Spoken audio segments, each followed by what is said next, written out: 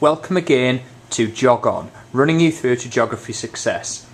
This episode focuses on your G3b paper and actually how to complete your research log. In lessons we will be going over and utilising teacher expertise, student knowledge and skills to complete your G3b investigation. Your G3b is your personal study. Now this year for us it's going to be on the theme of clone towns. Because of the nature of the exam, we've got to be able to address a number of issues. So here are some of the things that you've got to be sure of. The first thing you've got to be sure of and be able to recite is your investigation title. Your investigation title is very important. It then needs dividing up into sub-questions. Hopefully we will have done this in class. One key area of your investigation is the planning stage. Planning your study is very important. You've got to develop an understanding and knowledge of the topic. So this would take you back, for example, to the settlement topic. You've then got to develop and decide which places you're going to focus it on and develop a knowledge of those places being studied. So for example, our study may be focusing on Middlesbrough and Helmsley, so for example you would go and do background research on those. You then need to choose which method you're going to use to collect data and undertake a risk assessment. You will be given a pro forma to do this on to take away the stress from yourselves.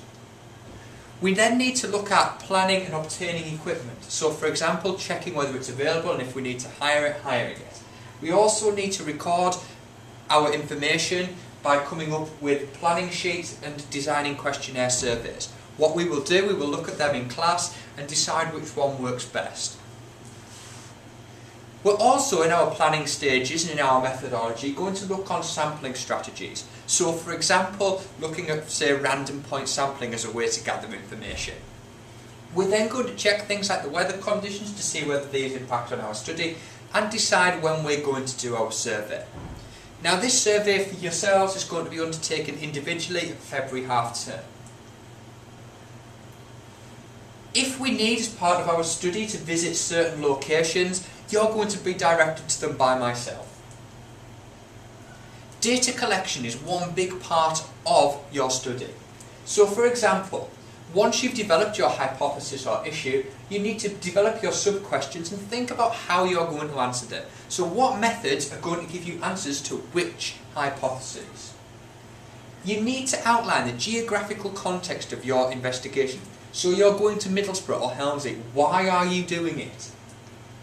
You need to describe how you have collected data, not just I did a survey.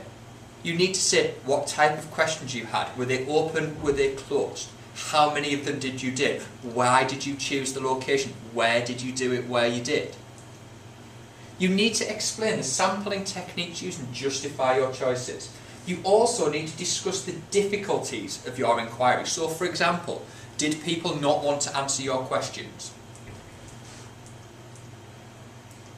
Going on to data refinement and display. This is taking the raw data that you've got, so the piles and piles of questionnaires, and refining them into tables.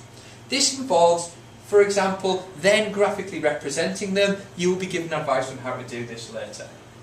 You might find it useful to use field sketches or printed out annotations. You need to evaluate your methods. What is good? What is bad? How effective are they? What alternatives would have been better? A key part of your fieldwork and a key part of your G3b paper is description, analysis and interpretation. You've got to be able to describe and analyse each data set that you've got. So for example, if you've presented data in the form of questionnaires, in the form of an environmental quality survey, you need to analyse the information from all of those separately. You need to look for two key things: relationships and anomalies. Can you explain those patterns? And then finally, moving on to your conclusion and evaluation, you have to be able to summarise your findings and you have to identify how your study could be improved. All of this will be undertaken in the G3b Exam. You must know your study inside out. Thank you again for listening.